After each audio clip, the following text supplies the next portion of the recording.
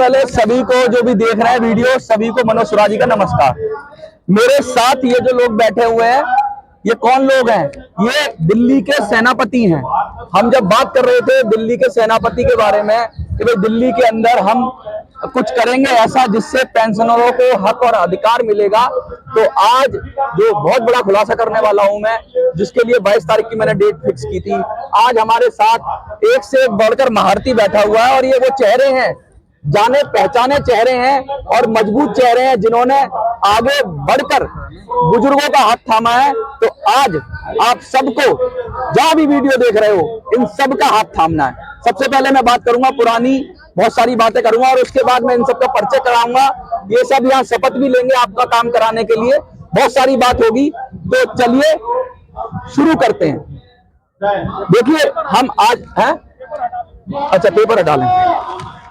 दिल्ली में नए विकल्प की बात करेंगे। आज हम अपने एमएलए को जिताकर सत्ता में भागीदार की बात करेंगे। हम एमएलए जो भी हमारे जो कैंडिडेट होंगे, प्रत्याशी होंगे, उनसे हम एक प्रतिज्ञा की बात होगी। आज ईपीएस पेंशन दिल्ली चुनाव में कैसे मिलेगी, क्योंकि पिछली बार वीडियो में सवाल आया था कि भाई मनोज भाई ईपीएस तो केंद्र सरकार दे सकती है, तो दिल्ली में कैसे दिलवा दोगे तुम, दिल्ली चुनाव से क्या लेना देना है? इस मुद्दे का जवाब दूंगा। और पेंशन कोटा जो केजरीवाल ने 80,000 फॉर्म भरने के लिए बोला था और फिर बंद कर दिया गया, कोटा 80,000 का कह रहा है, फॉर्म ही 80,000 ले रहा है, तो उस पे बात करेंगे। हम बात करेंगे कि दिल्ली के अंदर जितने भी ईपीएस पेंशनर्स हैं, 1 लाख से ज्यादा हैं लगभग, उन सबको पेंशन कैसे मिले, हम बात करेंगे। उनकी पेंशन कैसे लगेगी, हम बात करेंगे कि दिल्ली के अंदर हम अपने कैंडिडेट कैसे उतारेंगे, क्योंकि नोटा हमने रिजेक्ट कर दिया है। हम बात करेंगे कांग्रेस बीजेपी और आप से बराबर दूरी करके बराबर चीजों का उनसे अपना समान रूप से दूरी बनाकर कैसे हम पेंशनर का काम करेंगे, तो इन सब चीजों पे बात करेंगे। सबसे पहले मैं बता दूं, दिल्ली का जो बजट होता है वो लगभग पिछली बार अनुमानित 70,000 करोड़ था और 1 लाख करोड़ तक ये जाएगा आने वाले सालों में। यानी दिल्ली के सरकार के पास 1 लाख करोड़ तक का पैसा है। दिल्ली में बुजुर्गों की संख्या लाखों में है। हर तरह के बुजुर्ग हैं जो पेंशन के लिए ट्राई करते हैं। पिछले 7 सालों से 8 सालों से दिल्ली में पेंशन, वृद्धा पेंशन बंद थी। जब आपने आंदोलन किया, चुनाव भी मैं लड़ा उस मुद्दे पर, तो दिल्ली में ईपीएस के चुनाव से पहले, चुनाव से पहले वृद्धा पेंशन के आवेदन फॉर्म खोले गए। 3 दिन के अंदर ही साइट बंद कर दी गई, क्योंकि 80,000 कह रहे हैं कि 80,000 फॉर्म भर दिए। फॉर्म भरना इसका मतलब ये नहीं होता है कि पेंशन मिल जाना, सबको फॉर्म भरने का अधिकार मिलना चाहिए था, जो केजरीवाल ने छीन लिया। यानी ये चुनावी लॉलीपॉप दिया गया बुजुर्गों को अपने पक्ष में करने के लिए।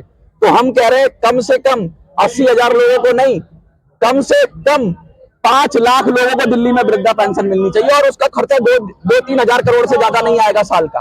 तो इतना बजट है दिल्ली सरकार के पास कि 5 लाख लोगों को पेंशन, वृद्धों को पेंशन दे सकती है। और ये पैसा अगर सरकार अपना ये एडवर्टाइजमेंट खर्च कर दे तो 1000 करोड़ के करीब तो एडवर्टाइजमेंट में ही खर्च कर देती है सरकार साल में। तो सरकार चाहे तो ये काम आसानी से हो सकता है, ऐसा कोई मुश्किल काम नहीं है। तो अब सरकार तो करेगी नहीं, केजरीवाल जी तो करेंगे नहीं, तो ये सब जो हमारे साथ बैठे हैं आज ये आपका हाथ पकड़ने के लिए आए हैं और आपको इनका हाथ पकड़ना है। दूसरी बात मैं ये कहूंगा कि भाई ईपीएस 95 के पेंशनर्स का क्या, मैं तो लड़ाई उन्हीं की लड़ रहा हूं। पूरे देश में 78 लाख से ज्यादा ईपीएस 95 पेंशनर्स हैं और 7 करोड़ से ज्यादा कंट्रीब्यूटर हैं, यानी 8 करोड़ परिवारों का क्या। तो भैया सुनिए, दिल्ली के अंदर जितने भी ईपीएस 95 के पेंशनर्स हैं, 1 लाख से ज्यादा है उनकी संख्या। उन सबको मैं ये कहना चाहता हूं कि जब तक मोदी जी आपको ईपीएस 95 पेंशन की वृद्धि नहीं देते हैं, तब तक हम दिल्ली में ये सारे अगर एमएलए बनते हैं, अभी तो ये देखो मैंने खुलासा कर ही दिया, ये सब कैंडिडेट हैं मेरे साथ बैठे हुए, आपके सेनापति हैं, ये एमएलए बनते हैं तो ये आपको वृद्धा पेंशन लगा देंगे ईपीएस वालों की। ईपीएस वाले 1 लाख लोगों को आपको वृद्धा पेंशन लगा देंगे। तो सीधा सीधा मोटी बात यह है कि आपको 2,500 रुपए का एक फौरी तौर पर राहत मिल जाएगी। वो ईपीएस 95 की पेंशन नहीं होगी, लेकिन दिल्ली सरकार की वृद्धा पेंशन के रूप में 1 लाख लोगों को, 1 लाख से ज्यादा लोगों को 100% ईपीएस 95 पेंशनर्स को, मैं कह रहा हूं जितने भी ईपीएस 95 पेंशनर का एक पेंशनर होगा, वो कोई अगर असमर्थ होगा तो उसके घर पे जाकर उसका फॉर्म भरवाएंगे ये सारे लोग। और उसको घर पे जाके उसको ससम्मान पेंशन दे के आएंगे, पेंशन दिलवाएंगे, ये यहाँ से प्रण करके जाएंगे ये लोग। मोटी बात ये है कि यह जो वृद्धा पेंशन है ये एक हथियार बनेगी हमारा और आपका लड़ाई लड़ने के लिए। और बुजुर्गों की संख्या कम नहीं है दिल्ली में। 3 दिन के अंदर केजरीवाल ऐलान करता है तो 80,000 से ज्यादा लोग वृद्धा पेंशन के फॉर्म भर देते हैं। यानी लोग परेशान हैं, लोग त्रस्त हैं और लोगों को ये चीज चाहिए।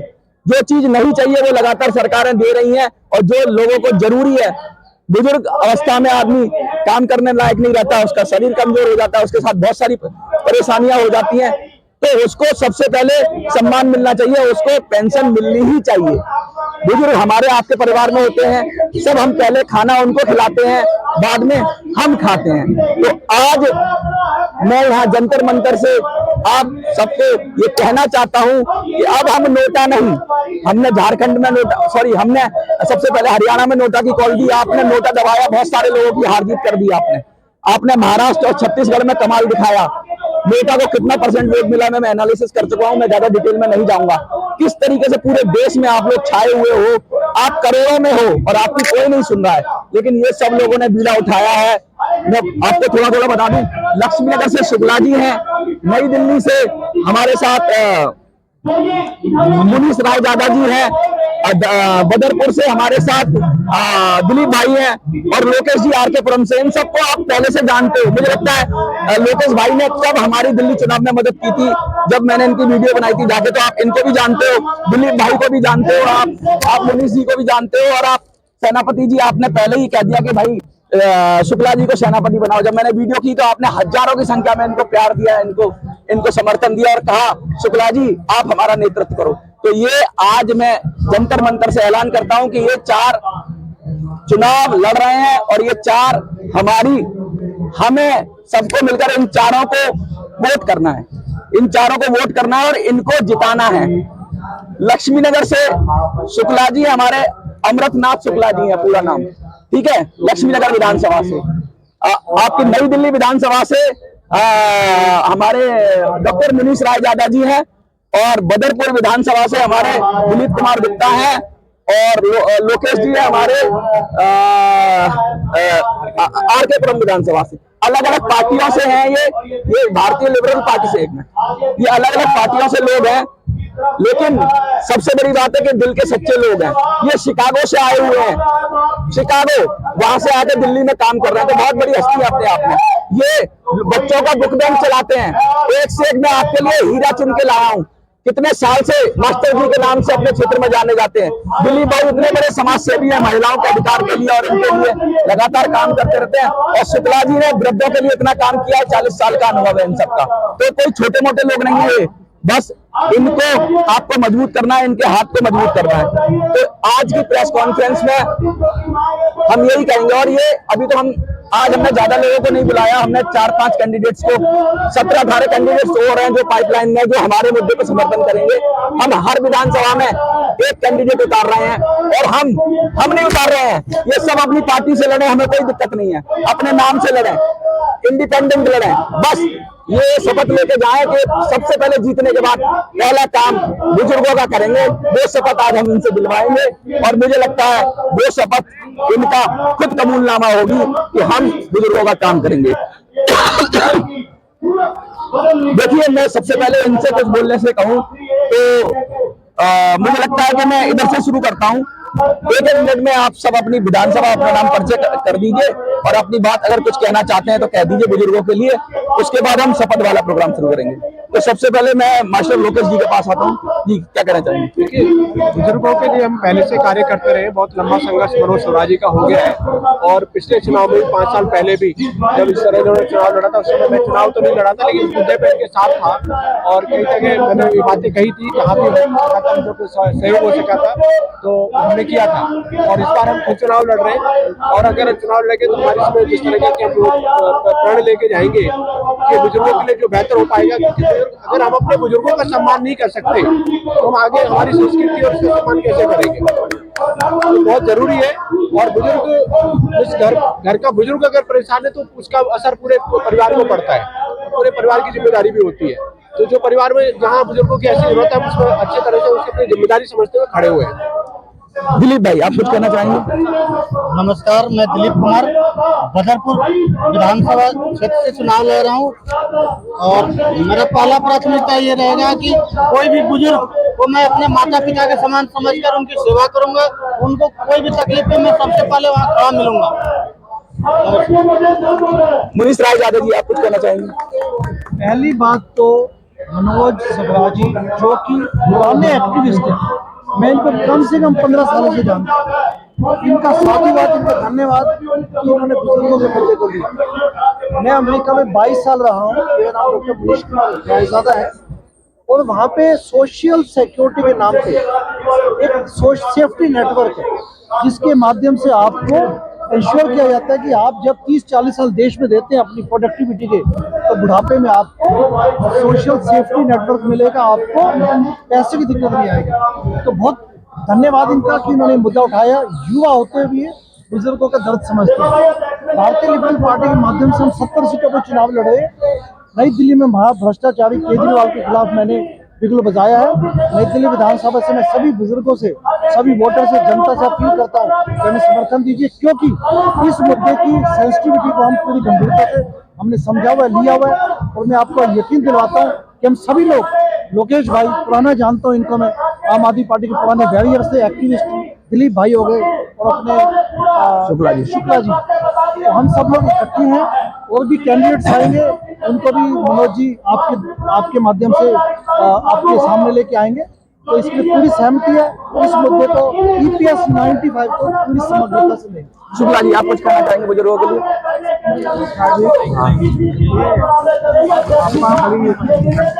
और बहुत से मैंने देखा है बहुत दिनों तक नौकरी करते हैं, उनको पेंशन 1000, 500, 800, 700 मिलती है, जबकि वो पेंशन नहीं है। बच्चे नहीं अगर काम करते हो, यही पेंशन उनको काम आती है। तो इसीलिए बच्चों के मतलब उन वृद्ध जो हैं उनके साथ मैं हूँ और मेरे लायक जो हो सकेगा वो मैं सब सदैव तैयार हूँ कि इनको पेंशन मिले। सरकार से भी कहूँगा, देखिए जितना जिस समय दिल्ली सरकार से पेंशन जो मिल रही है वो बहुत कम है, इसलिए मैं सरकार पे भी दबाव डालूंगा। इसलिए कहता हूँ कि उनको ज्यादा से ज्यादा पेंशन दी जाए कि उनका खर्चा चल सके। आज इस महंगाई के दौर में बच्चे बहुत से ऐसे जब बुजुर्ग हैं जो बच्चे नहीं देते, वही 2-3 हजार तो उनको कम से कम 5,000, 10,000 पेंशन होनी चाहिए। एक से एक ऐसे कर्मचारी आते हैं मेरे पास, मेरी काम है दवाई की, वहाँ आते हैं बताते हैं कि मैं 40 साल काम किया, आज 700 मिल रही है, 600 मिल रहा है, 500 मिल रहा है। वो सब 40 साल काम किया, एक 40 साल काम किया वो 40,000 पा रहा है, एक 40 साल काम किया वो 400 पा रहा है। तो समान के हिसाब से, उसके हिसाब से उसको पेंशन मिलनी चाहिए। ये मेरी सरकार से मांग है और सारी सेंट्रल गवर्नमेंट से, राज्य गवर्नमेंट से, सभी गवर्नमेंटों से मांगे कि इन बुजुर्गों को पेंशन को बढ़ा करके अच्छी अच्छा, हाँ। अच्छा, मुझे लगता है कि एक शपथ इनसे दिलवा लें, क्योंकि ये सब हमारे साथी बैठे हैं। शपथ लेने के बाद है ना, फिर आपके सवाल मैं ले लूंगा। तो आपकी अगर इजाजत हो सारे मीडिया बंधुओं की, तो शपथ ले लो। मैं आगे बोलूंगा, आपको दोहराना है। जैसे मैं बोलूंगा तो आपको अपना नाम और अपनी विधानसभा बोलनी है, ठीक है? उसके बाद जो मैं बोलूंगा लाइन, वो आपको दोहराना। जैसे शपथ लेते हैं संविधान की, या जैसे मंत्री बनते हैं या जो भी लेते हैं, शपथ लेते हैं, तो मुझे लगता है पहले मैं दिलीप भाई आपसे शुरू करता हूँ। मैं बोलूंगा और आपको अपना नाम और अपनी विधानसभा बोलनी है। उसके बाद जो भी मैं सेंटेंस बोलूंगा वो आपको रिपीट कर देना है। मैं हाँ, शुद्ध अंतर्मन से अपने माता पिता को साक्षी मानकर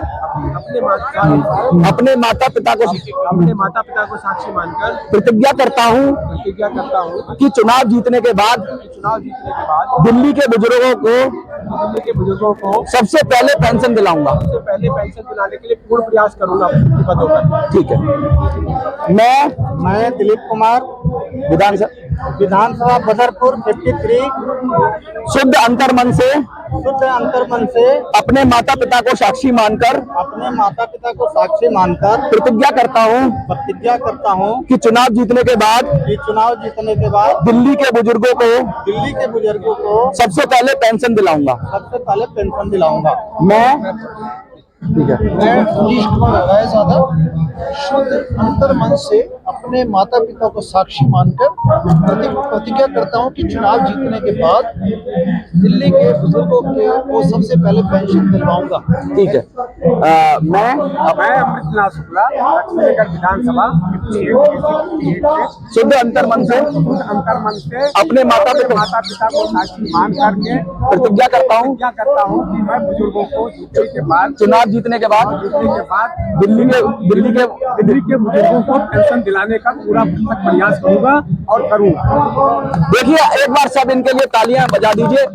अब देखिए, ये सब बात क्लियर हो गई कि ये अभी तो ये अंगड़ाई है, आगे बहुत लड़ाई है, क्योंकि आज ये खुलासा था और आज ये लड़ाई थी। आज हमने 4 कैंडिडेट आपको दिए हैं और ये 4 कैंडिडेट अलग अलग पार्टी से हो सकते हैं, कोई दिक्कत नहीं है, इनका अपना मन है, ये जो चाहे अपना मुद्दा रखें। लेकिन हमारे बुजुर्गों को जो वादा करके जा रहे हैं, अगर ये एमएलए बन जाते हैं तो ये पूरा प्रयास करें। क्या पता ये सरकार में आए नहीं आए, लेकिन मैं इतना कह दे रहा हूं कि कोई भी सरकार दिल्ली के अंदर इतना बुरा हाल आता है कि अगर हमने 10, 15, 20 कैंडिडेट भी बना लिए तो हमारी मर्जी के बगैर कोई सरकार नहीं बनेगी। और हम अगर सरकार में होंगे तो हम बुजुर्गों का हक अधिकार लेकर रहेंगे, क्योंकि हम एक नहीं है, हम अब मुट्ठी बन गए हैं और हमारी जो शक्ति है वो इतनी बढ़ेगी। लगातार मैं आपको प्रेस कॉन्फ्रेंस और अन्य माध्यमों से नए नए कैंडिडेट देता रहूंगा, आपको मजबूत करता रहूंगा। अब मैं मीडिया बंधुओं से कहूंगा कि आपके अंदर आपके जो भी सवाल हैं वो आप सवाल पूछ सकते हैं। सत्ता में आने के बाद अक्सर लोग भूल जाता है क्या अपन देखिए, सत्ता में आने के सबसे पहले मैं अपनी बात कहूं तो सत्ता में आने के बाद अगर हम लोग अपने माता पिता की कसम खा रहे हैं तो मुझे लगता है लोग किसी ग्रंथ पे कसम खा के झूठ बोल सकते हैं, किसी और चीज पे किताब पर हाथ रख के कसम झूठ बोल सकते हैं, लेकिन दिल से अगर अपने माता पिता की कसम खा रहे हैं और अगर ये काम नहीं करते हैं तो फिर ये इनकी जिम्मेवारी है। आप लोग का काम भरोसा करना है, ये अपने माता पिता की कसम पूरी नहीं करेंगे। सबसे कीमती चीज तो माता पिता ही होते हैं हमारे, उनसे बढ़कर दुनिया में कोई नहीं है। तो जो अपने माता पिता की कसम नहीं रखेगा वो इसका जिम्मेवार खुद होगा। तो मुझे तो लगता है कि ये तो सारे मेरे टेस्टेड लोग हैं, सारे लोग जो कहते हैं वो करते हैं। ये पलटू राम नहीं है, ये नहीं कहते कि गाड़ी नहीं लूंगा, बंगला नहीं लूंगा। इन्होंने जो कहा है जो किया है और इनका पूरा जीवन इस बात के लिए खुली किताब है। चाहे वो मास्टर रोकेश जी हो, चाहे मुनीश राय यादव हो, बड़े बड़े पदों को लात मारी है इन्होंने। आपको पता नहीं है क्या लोग हैं ये। लोगों ने अपनी विचारधारा के लिए बड़े बड़ी चीजें, लाखों करोड़ों रुपया मुझे लगता है ठुकरा दिया आप लोगों ने। शुक्ला जी बहुत बड़े पद पर है, लेकिन बुजुर्गों के लिए खड़े हो गए तो खड़े हो गए। तो इनको मुझे नहीं लगता इससे अच्छे लोग हमें मिल सकते हैं। आपका कोई और सवाल किसी का? कांग्रेस, बीजेपी और आम आदमी पार्टी बड़े धाकर पार्टियां हैं दिल्ली में। हाँ, आपका वोट बेकार तो नहीं जाएगा ऐसे में? देखिए, हमारा वोट बेकार जाए, खराब जाए, आप कुछ भी कह लो, लेकिन हम ना कांग्रेस को वोट करेंगे, ना हम बीजेपी को वोट करेंगे, ना आपको वोट करेंगे, क्योंकि उनको भी वोट करके हमारा बेकार ही जाएगा। उनको भी वोट करके हमारा क्या काम हो रहा है, पेंशन का काम। तो हमारा वोट अब कम से कम हम अपना वोट खुद को कहेंगे और बेकार नहीं जाएगा, क्योंकि करोड़ों में है। अगर वोट जाएगा तो इस बार जरूर कुछ ना कुछ कामयाबी दिल्ली में कितनी संख्या में बुजुर्ग है, पेंशनर्स है जिनकी वोट मिलने की संभावना है? दिल्ली के अंदर 15 से 20 लाख लोग बुजुर्ग हैं और 15-20 लाख लोग बहुत बड़ी संख्या होती है। हर घर में आप ऐसे समझो, हर परिवार में कम से कम 2 तो बुजुर्ग है ही है, माता और पिता। सर एक बात मैं कहना चाहूंगा, आपने जो कहा धाकड़, आप ये कहिए सभी पॉलिटिकल पार्टियां भ्रष्ट है, गुंडागर्दी, ब्लैक मनी और उनमें कोई पार्लियामेंट, कोई डेमोक्रेसी नहीं है, ऑर्गेनाइज्ड गैंग्स है। सॉरी टू से दिस, धाकड़ नहीं है।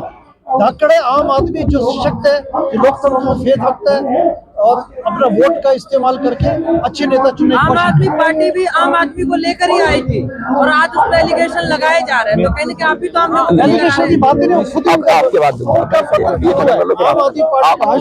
आम आदमी पार्टी का खुद है, उसी पे सिद्धांतों से जवाब दे किया, हमने नहीं किया, उन्होंने किया।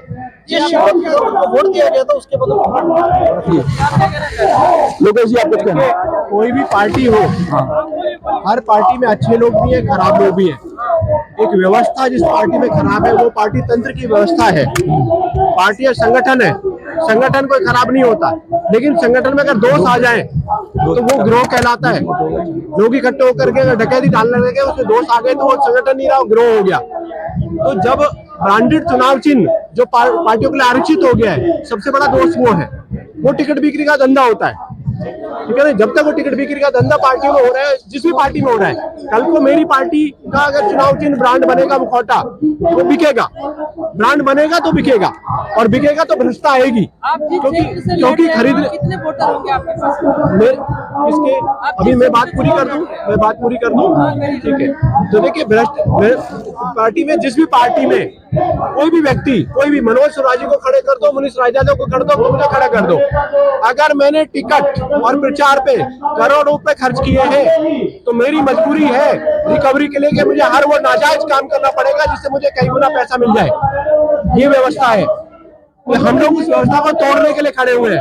मैं कह रहा हूं, मुझे अगर कल भाजपा का टिकट मिलता है, मैं लड़ूंगा, बशर्ते मेरी शर्तों पे, उस भरोस व्यवस्था का हिस्सा बन करके नहीं।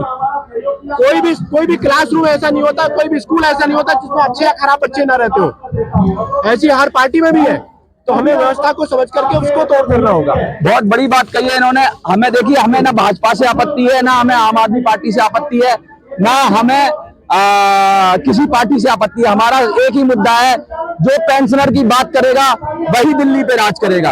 अब ये बड़ी पार्टियां नहीं कर रही हैं, इसलिए ये लोग जा रहे हैं, क्योंकि ये लोकेश भाई कह रहे हैं ना कि मैं बीजेपी से, शायद आम आदमी पार्टी से भी ये इनको टिकट मिल जाए तो ये खड़े हो जाए। मुझे कोई दिक्कत नहीं है आपके, हाँ, कोई दिक्कत नहीं। हाँ, बुजुर्गों की राय पे लड़ रही है, आप अपने तरफ से लड़ रहे हैं। बुजुर्गों की राय पे लाखों लोगों ने हमें कहा है कि आप हमारी समस्या का समाधान करो, और हम श्रम मंत्री से मिल लिए, हम प्रधानमंत्री से मिल लिए, हम मुख्यमंत्री से मिल लिए, हम रक्षा मंत्री से मिल लिए, हम ऊर्जा मंत्री से मिल लिए, हम वित्त मंत्री से मिल लिए, हम फलाने मंत्री से मिल लिए, हम दिन के मंत्री से मिल लिए, हम ईपीएफओ के चेयरमैन से मिल लिए, हम इससे मिल लिए, हम उससे मिल लिए, हमें ये मीटिंग हो गई, हमें वो मीटिंग हो गई। इनका कोई सलूशन नहीं निकल रहा है, तो इनका सलूशन निकालने का एक ही जरिया है कि अब ये, क्योंकि कहते हैं ना, लोकतंत्र में सबसे बड़ी ताकत वोट की ताकत होती है, तो ये अगर किसी को वोट दे सकते हैं और वो नेता इनका नहीं, इनका काम कर रहा है, तो अब ये पेंशनर को मानने वाले खुद नेता बनेंगे और अपना अधिकार, हक और अधिकार की लड़ाई खुद लड़ेंगे।